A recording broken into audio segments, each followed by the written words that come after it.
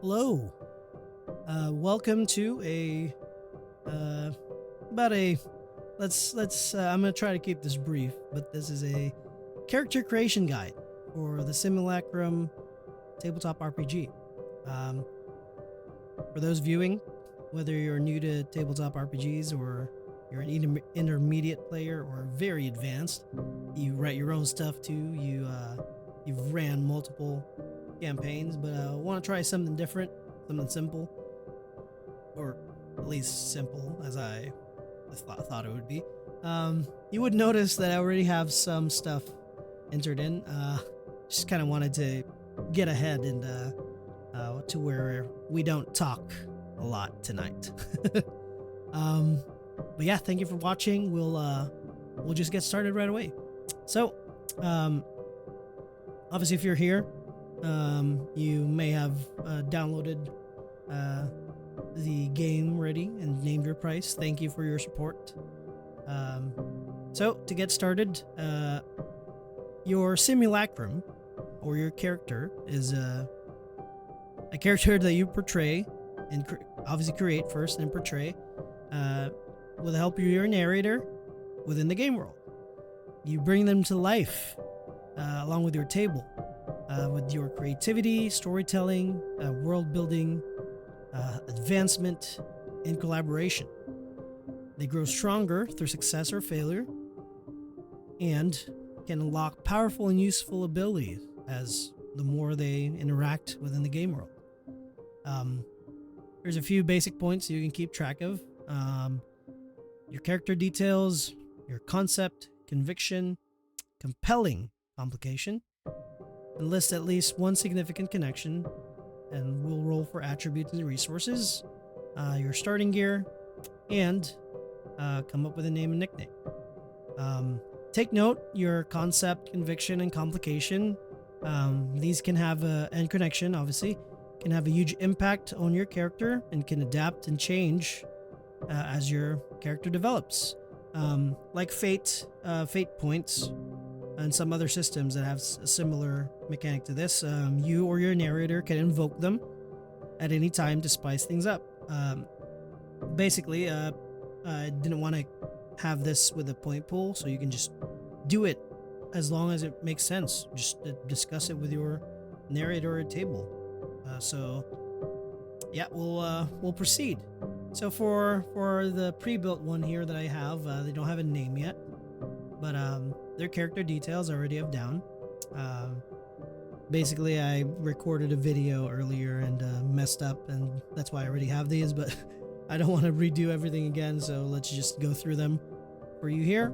They're 48, they're male, they, them. 6'2" for their weight, for their height. Their weight is 205 pounds. Build is muscular, jacked. Their brown skin tone with their jade eyes and silver hair. That's for their appearance. And for their traits, these are qualities and characteristics that describe them. So our example right here, right now, is they're frugal, they're well-traveled, and a funny person. Basically, this character is kind of like was brought up in a very like a merchant guild kind of tribe, like they're traveling merchants. But he kind of got tired of that whole thing and he wanted to be an adventurer. So his concept now is he's an eager adventurer. And this describes your, as a broad description of what they're all about, maybe influenced by their intended backstory or a general intent of how you want to play your character. Your conviction, on the other hand, is a summary of your firmly held ideologies, beliefs, and opinions. So for me, I kind of, for this one, I kind of had them be an honest wingman. I purposely left it a little bit more up to interpretation because they're convicted to help people. They're very honest. And these four can actually kind of coincide together. In general, because you have a complication and connection. Your complication can be something that gets in the way of your character pursuing their goals. Could be a place, person, or an event. Can affect you in a negative or positive way. Could be your characteristics, like their qualities. It can be a trait too. You may face challenges or tests, but they may also receive tools and information they need to help them achieve their goal because of these. Connection is someone that is significant to you.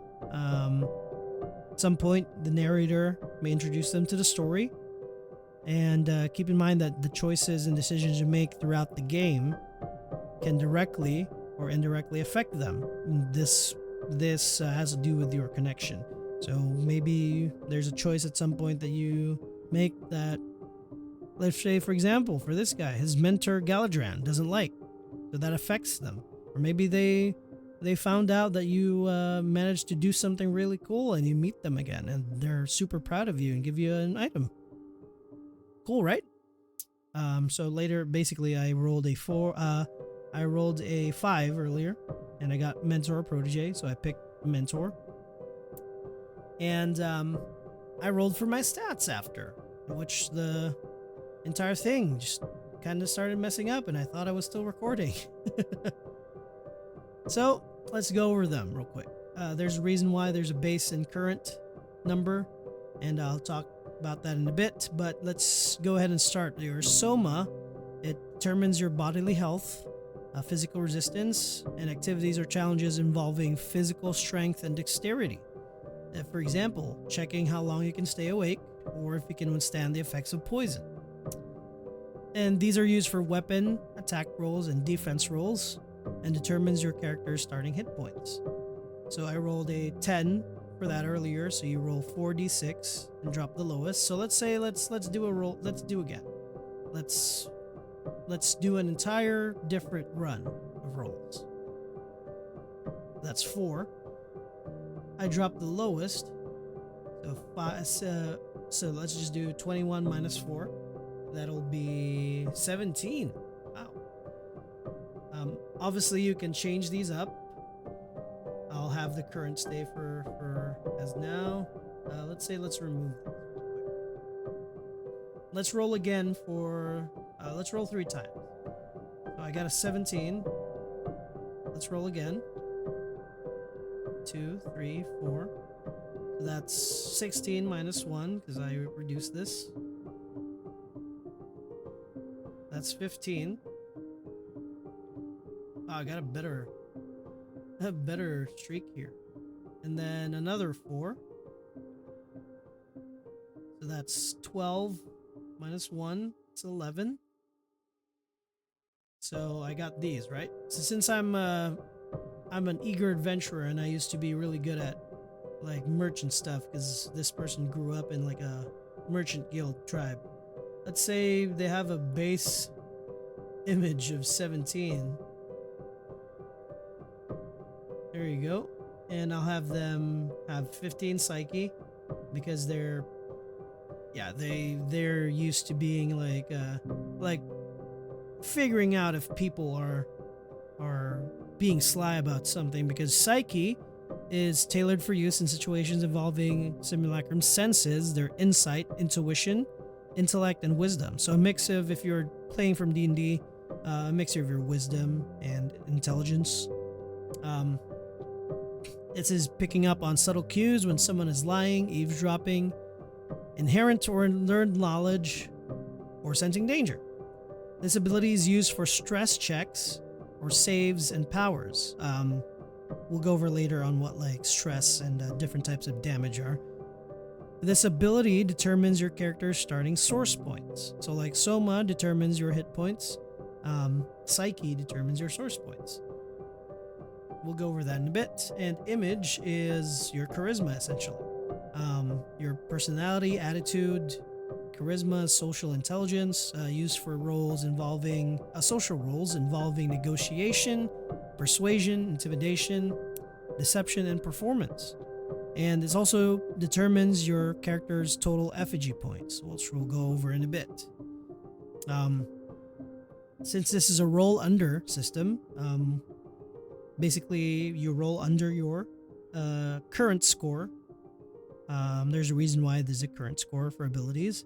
And if you roll under or equal to, you will succeed. If you roll above, that's a fail. So you can increase these up to 18. 18 is the max because if it would be 20, it wouldn't make sense to roll a d20 and every time it'll just succeed. So 18 is the max. You can increase them by equipping items that provide bonuses, unlocking talents, which we'll go over in a bit, or upon advancement, while ability loss decreases the total. And we'll go over ability loss in a bit, and that's why there's a base and a current. And if you reach 0 on any of your ability, there's very dire consequences. So let's go over our hit points now. So these aren't your actual health.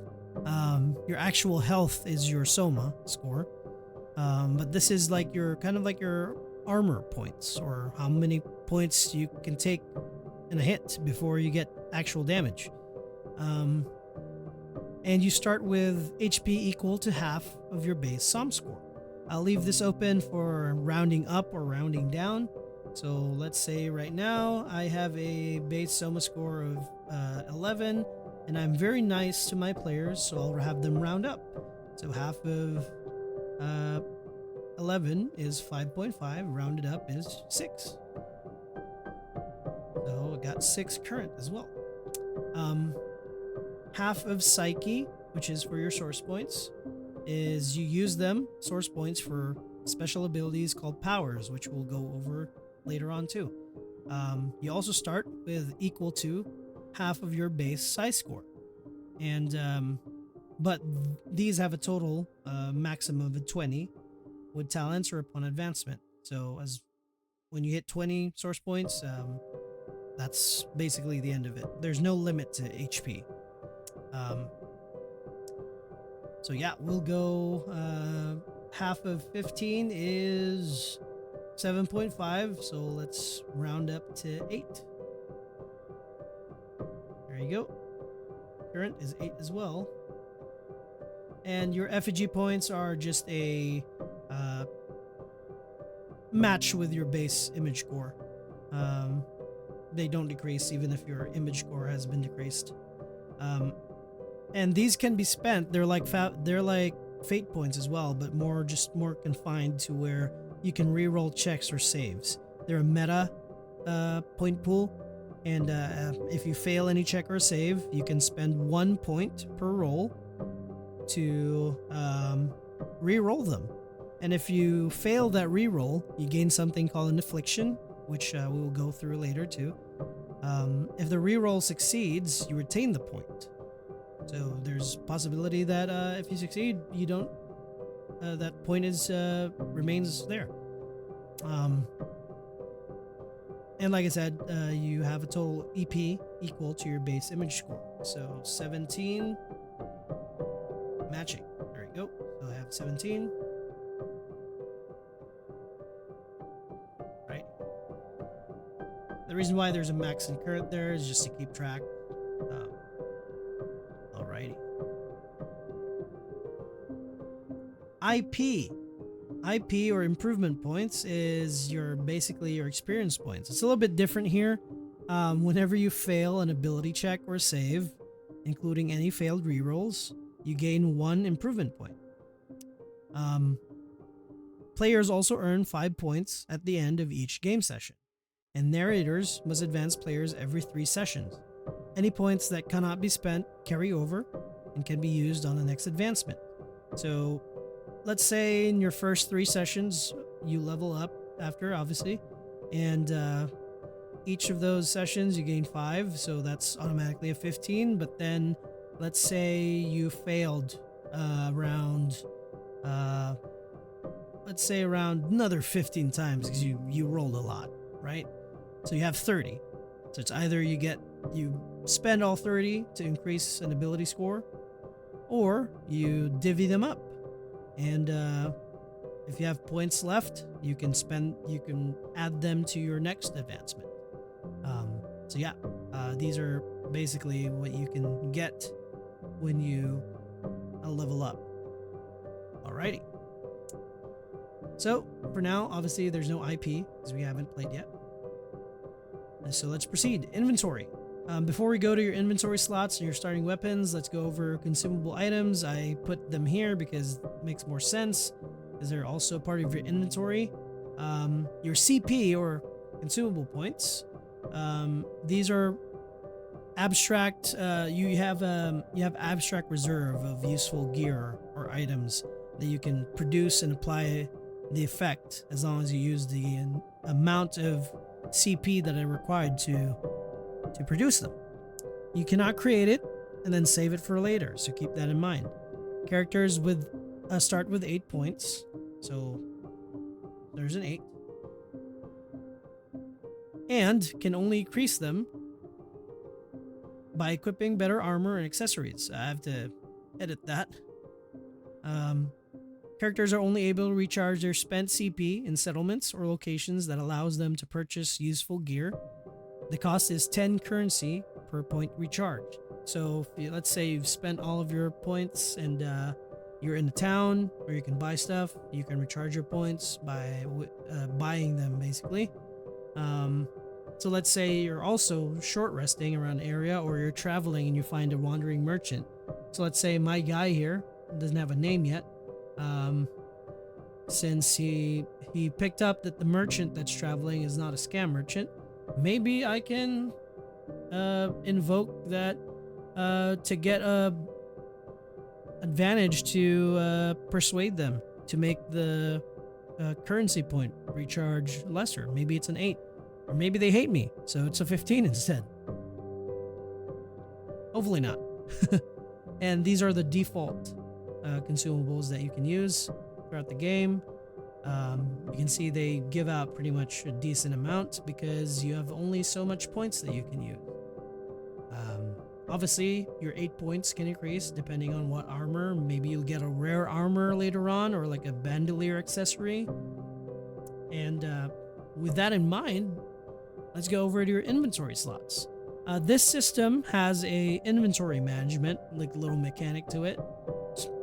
It's not complicated, don't worry. You just have 6 equipment slots for anything actively being used. So anything that's put here in your active equipment slots for your main hand, offhand, head, torso, waist, and feet, all give you the bonus that they have because they're actively being used. And 4 accessory slots for useful trinkets. So anything that's in your 6 equipment slots and your 4 accessories will provide you the active bonuses that they have.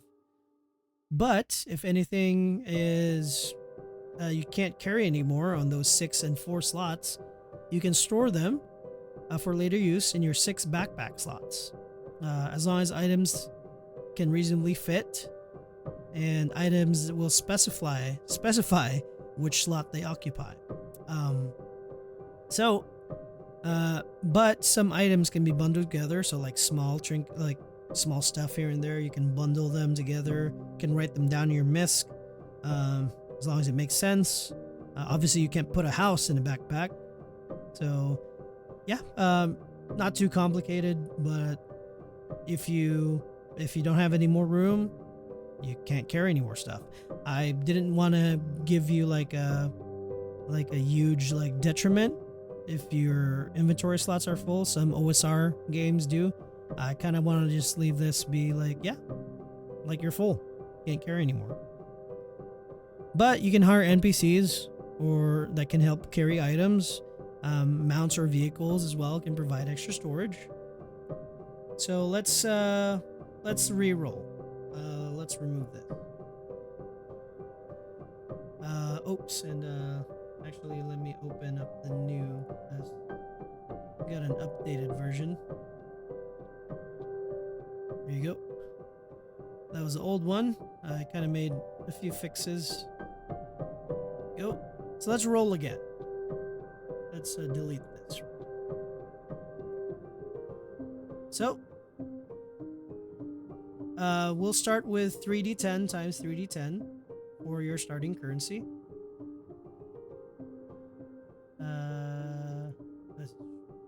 3d10. 1, 2, 3. So that is 7 plus 7, 14, 15. 15 times 1, 2, 3. 5, 13. 15 times 13. 195. So earlier I decided the world's gonna use chips, so I have 195 chips to start. Alright. And let's go ahead and roll for our starting weapon, which is a D10. It's an 8. So I get a heavy reach whip. So that occupies 2 hands. It's 1d8 bleed to a single target within 2 spaces. So let's say like a pike or like a very long spear. Right, so that occupies 2 hands. So your main hand and offhand would be occupied. So just to keep it simple, heavy reach. There you go. And for now, your head and feet probably won't be occupied because your starting armor is a D4, and I got a 4, which is another. It's a heavy again. This only occupies your torso and waist. So if a shield, it's offhand. Your light armor will occupy torso, and medium armor also occupies torso. For my heavy armor, I gain torso and waist, heavy armor. I gain 12 more HP, so my HP will be 18. There you go. And I gain 2 more CP, which is 10. But I have a +2 and disadvantage on stealth and Cyril. On stealth Cyril. So let's say I try to do stealth. Since it's a roll under, so let's say I have to beat my size score, right, which is 15. Let's say I roll a 14 instead, so that's a +2 and on the disadvantage. So obviously I fail because I'm wearing heavy armor and they clink and clatter and they hear me. So let's add our curve because I'll go over them a little bit. And for backpack, you roll or choose 3. So let's do the choosing instead. Since I'll want a light source, so maybe let's say torch. That's occupying 1 slot. Let's say I want a camping gear because I'm a eager adventurer and I need camping gear. So that's also 1 slot. And survival kit. I have 3. There you go. And depends on your table. Maybe you want to fill that up already. Maybe you want to get an extra weapon. Let's say I get an extra weapon. Let's say I get a small melee, like a dagger. So I can rename it a dagger. Maybe my heavy reach will be a pike. There you go. And my heavy armor, I'll name it full plate. There you go. So that's pretty much all of this. Don't get accessories yet. That's for later on when you pick it up or get some. On your sheet, you can also add custom consumables. It's also here. So if you want to use CP, have your defaults here so you don't forget what they do. But you can add custom consumables too.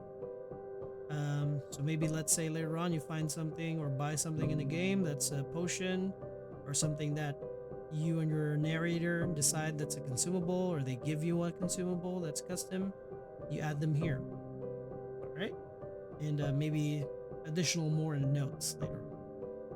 So, your character sheet here again. So let's go over a little bit why you have a base and current. Obviously for hit points, since these reduce, source points reduce too because of using powers.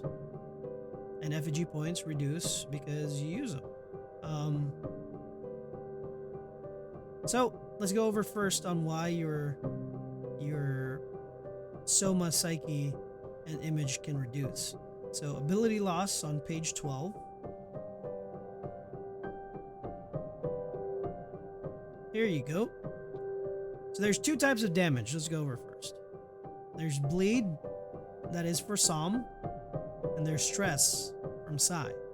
So bleed comes from physical weapons or anything that's tangible that damages your body. And stress is from something that's psychological or ethereal powers, maybe drugs, or maybe something that you smelled that kind of got you high. But both of these damage types target your HP first, so they'll reduce. And when they hit 0, ability loss over here. When they hit 0, if your HP reaches 0, any damage is then reduced from their Psalm for bleed or Psi from stress. If your Psalm is 0, the dire consequence will be you die. If your Psi reaches 0, you're lost. Loss is basically you have a mental breakdown and you're just unrecoverable. Well, you can still recover, but it's a bit hard. But if you're dead, you're dead. But ability loss to image can be received from enemy abilities or powers, or whenever the narrator decides when something decreases it. Once a character's image is reduced to 0, they cannot engage in social interactions until they recover. So recovery would be something that kind of is up to interpretation at this point. Didn't want to make it too overcomplicated, so it could be just on a long rest you recover, or maybe you get your bearings back and you recover, or you use healing, which there's a lot of ways to heal. There's short rests and long rests. So you can heal different stuff depending, but consumables obviously heal those up too. Alrighty. But once there's 0 for Soma and Psyche, it's going to be hard to recover those. So yeah. Alrighty. So yeah, I think that pretty much covers like the basic parts. So let's go over power. This is just for character creation. Some of the other rules can be discussed at some point later on, maybe in a different video, but we'll go over powers since it's on your character sheet. Powers represent a character's ability to use source points to cast martial, magical, tech, or physical abilities categorized under 4 types. They can be attack powers, utility powers, control, or support. So attack, support, utility, control. I've jumbled it up. And you start with 2 powers and choose one as your simulant power. Simulant power can be used at will, but must be equivalent to powers that cost 1 SP. You can unlock up to 6 additional powers using IP during advancement, because you start with 2. Once you unlock a power, you can't swap it out for a different one, so choose wisely. So magic system here is a bit different, unlike D&D, where obviously you learn it, and sometimes you can prepare, unprepare, or you learn more, but once those are your powers, they're there, right? But you can't swap them out for different powers later on. Whatever you unlock, that's all of 8. Let's say you unlock all 8. Those are your powers forever. But your simulant power, you can cast that at will, but they must be equivalent to 1 SP. So let's say we have a pre-made power list here. So let's say I roll, let's just pick here, because you can roll a D100 twice, or you can just pick. So let's say I'll just pick like a basics here. Let's say I do for my simulant power, since that's 1, let's say detect magic, because they like to find useful trinkets, because they're traveling merchant adventurer. So that's my simulant power, and I can cast that indefinite, like at will. And for my second power, now I can pick that something that's a little bit over 1 SP. Let's say Charm. There you go. And there's an actual like information cards here where you can enter the descriptions and stuff. But I won't go over that. It's pretty much self-explanatory over here. So yeah, I have those two now, and I pick Detect Magic as my simulant power. And the thing with this is you can overclock an unlocked power using IP upon advancement to cast them at will 3 times per day. This includes the other one that's not your simulant power. And then you can swap between them on a short rest, gaining an affliction. So let's say you've improved but haven't overclocked all the powers yet. And this is where like these little dots are. That means they're overclocked. And let's say I overclocked Charm. So there you go. It's overclocked. That means I can cast Charm 3 times per day without using source points. Make sense? And then I get another power later on. Maybe I get Cure. But I haven't overclocked it yet because I haven't used my inventory points or my improvement points to overclock yet. So I can swap Charm to Cure and overclock Cure instead on a short rest, but I gain an affliction, which we'll go over in a bit. So I'll delete this and remove that because it's not overclocked yet. I haven't overclocked it yet. Talents. Let's go over talents. You don't get any at the start, but maybe your narrator gives you one, because talents are feats or specific areas of expertise that enhances your character's overall capabilities through passive or active means. These can be unlocked by using improvement points during advancement or as a reward to players upon the narrator's discretion. A character can have a maximum of 6 talents unless your narrator decides to grant an additional one as a reward as well. So maybe you have 6 already. Just add 1 in your notes. Your narrator gives it to you. But we don't get one yet, so let's say my narrator gives me one. I can create custom ones, kind of like in Powers 2 where you can create custom ones. You can go over this in a different time. Maybe I'll go over how to create both powers and talents customs later on. But let's go over passive talents are something that just automatically trigger whenever the requirements are met.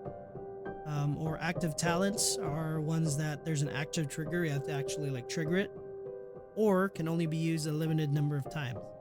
So let's say my narrator gives me 1 talent to start, and there's also pre-made talents here. So let's say he gives me 1 and I get to choose. And Treasure Hunter, that makes sense. Treasure Hunter, so you have an eye for the valuable since he's a merchant, and you have -2 to psi rolls when looking for treasure.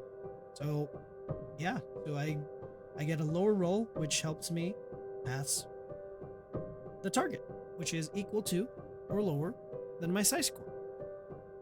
So Treasure Hunter, oops, I entered it in the wrong thing, but I can move it down. There you go. Treasure Hunter. Then I enter the details here. Alrighty. That's pretty much not self-explanatory, but it's that simple. And then you have 100 to choose from. Same with power for pre-made ones. Afflictions, obviously I don't have one yet. Excuse me. But let's say earlier I got Cure, right? Or like a more common example would be I fail a reroll using my effigy point. So I get an affliction. Or maybe my narrator or an ability or a power or something happens in the game from an NPC or the environment that gives me an affliction. Or I swap out an overclock power. These are mental and physical conditions a character can gain through those methods that I mentioned earlier. They can significantly affect your capabilities and can only be cured when a character makes an attempt to cure it. But some afflictions can be beneficial to your character, although those are short-lived and removed when taking a long rest. So there's a D100 table. There's different ones. It's basically there's good ones. They're kind of skewed to have more negative ones, but there's good ones, like say Nourished here. You get 10 points until removed. Hit points until removed. So obviously the good ones only last until a long rest. And then these ones are, you have to cure, which curing, you have to spend currency and there's a bunch of series of rolls you have to do. We'll go over that in a different video. But yeah, pretty much they affect your character. So let's say I get a affliction because of that, and let's say I'll roll a D100. So let's roll 2D10. So that's a 10 and 8. Or there we go. Roll a D100. 57. I get panicked. Disadvantage on defensive roll. So I'm panicked. And if you get 4, you're lost. More than 4. So once you have 4, you have to make sure that you cure at least one of them. That way, if you get another affliction, you do not get lost. Aside from that, I think we are good to go. Hopefully this guide wasn't too overbearing. Heh. Hopefully it was pretty much simple enough. Obviously it took 37 minutes right now, or around 40 minutes because I was babbling.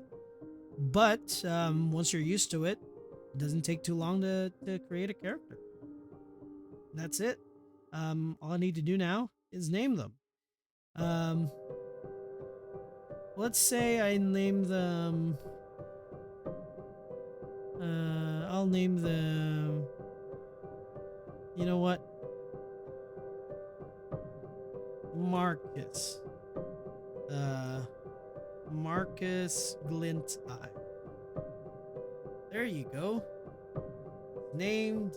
He has the stats all figured out. And he's ready to, well, obviously he doesn't have the affliction yet. There you go. He's ready to go through the world and get killed. I'm kidding.